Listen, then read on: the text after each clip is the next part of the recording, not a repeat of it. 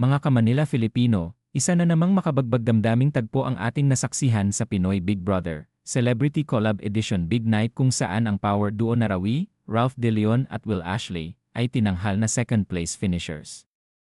Pero higit pa sa ranking, emosyon at taos-pusong pasasalamat ang bumalot sa kanilang mga puso matapos ang 4 na buwang paglalakbay sa loob ng bahay ni Kuya.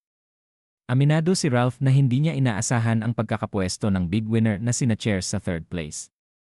Ako po, unang tumakbo talaga sa isip ko ay paano yung Cheers.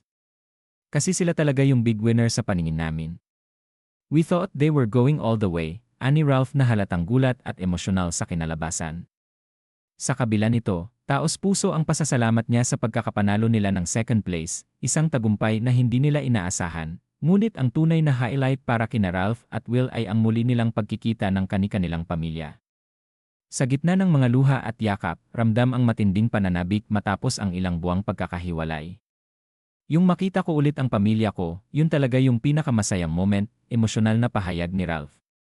Habang si Will naman ay halos maiyak sa tuwa, grabe, ang saya na makita ulit sila.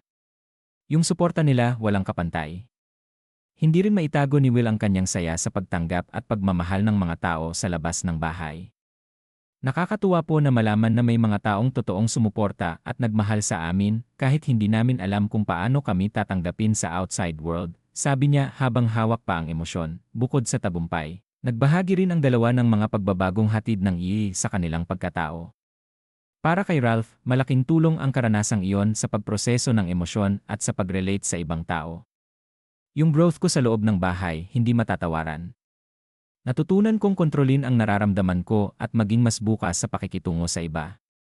Habang si Will naman ay proud sa kanyang transformation mula sa pagiging mahiyain patungo sa isang mas bukas at confident na tao. Dati po, sobrang tahimik ko lang. Pero ngayon, nakakatuwang makita kung paano ko na kayang i-express ang sarili ko nang walang takot. Sa huli, hindi man nila nakuha ang titulo ng big winner, panalo pa rin ang Rawi sa puso ng kanilang pamilya, mga fans, at sa personal na growth na naranasan nila. Tunay niyang ang Yilu ay hindi lang basta reality show, kundi isang malaking paglalakbay patungo sa mas malalim na pagkilala sa sarili at sa halaga ng mga taong mahal mo. Muli, congrats Rawi. Sa mata ng marami, kayo pa rin ang big winners.